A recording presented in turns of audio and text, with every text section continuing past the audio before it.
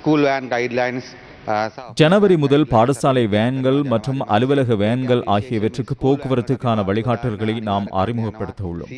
அதில் விசேடமாக பாடசாலை வேன்களுக்கு சிசிடிவி பொருத்துவதை கட்டாயமாக்கியுள்ளோம். பெற்றோர் பார்த்துக் கொள்ளக்கூடிய விதத்தில் இது அமையும். பெண்கள் அல்லது பிள்ளைகளுக்கு எவ்வாறேனும் பாலியல் ரீதியில் துன்புறுத்தல்களை செய்ய முயன்றால் அதனை கண்டும் காணாமல் இருக்காமல் அதற்கு எதிராக செயற்படுவது அவசியம். எனினும் எமது பஸ் தொழில்துறையில் உள்ள சில குறுகிய நிலைமையினால் இன்னும் ஒருவருக்காக முன்னிற்க மக்கள் அச்சப்படுகிறார்கள். இந்த வருடத்தின் டிசம்பர் 31ஆம் தேதிக்குள் 180% அதிக முன்னேற்றத்தை இதில் அடைவதற்கு எதிர்பார்க்கின்றோம். சமூக ஆரோக்கியத்துடன் வாழக்கூடிய சமூக பாதுகாப்புடைய சமுதாயத்தை உருவாக்குவதற்குமான இந்த சகலவித வன்முறைகளையும் தவிர்த்து பால்நிலைசார் வன்முறைகளுக்கு எதிரான 16 நாட்களுடைய இந்த செயற்பாட்டு திட்டம் இன்று ஆரம்பிக்கப்படுது.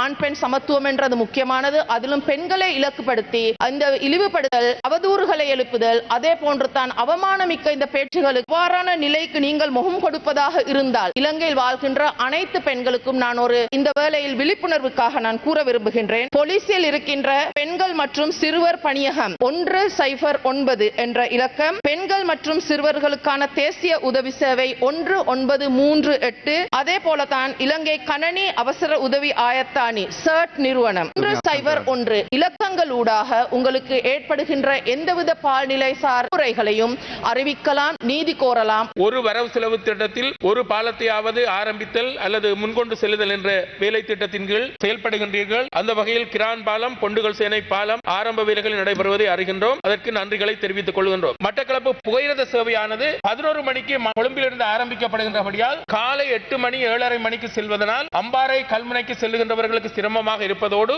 அலுவலகங்களுக்கு செல்லுகின்றவர்களுக்கும் அது பிரச்சனையாக இருக்கிறது. எனவே பழைய நடைமுறை 7 மணிக்கு கொழும்பிலிருந்து அந்த புகையிரத சேவையை ஆரம்பிப்பது மிக பொருத்தமாக இருக்கும் என்று மக்கள் புகார் செய்திருக்கின்றார்கள். தயவு செய்து இதனை கவனத்தில் கொள்ளவும். தொல்லியல் இடங்களுக்குரிய அந்த பதாகைகள் இடப்படுகின்ற போது அங்கு ஒரு சிரமமான முருகல் நிலை ஒன்று ஏற்படுகின்றது.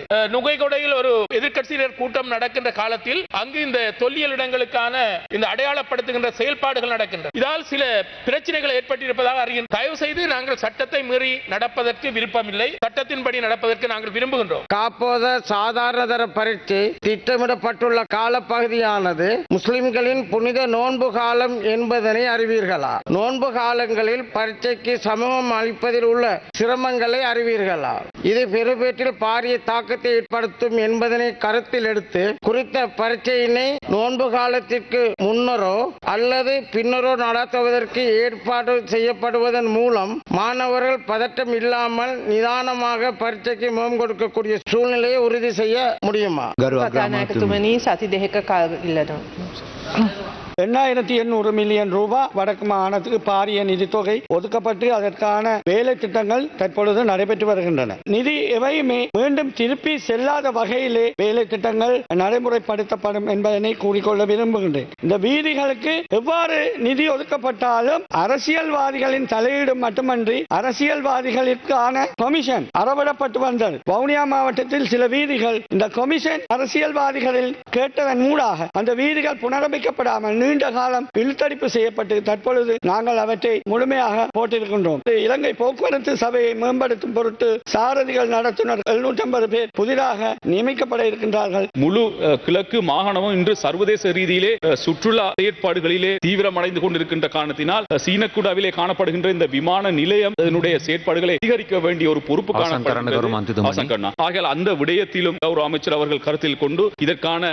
விடயங்களை தொடர்ச்சியாக உங்களுடைய அரசாங்கத்தின் கீழே முன்னெடுக்க வேண்டும்.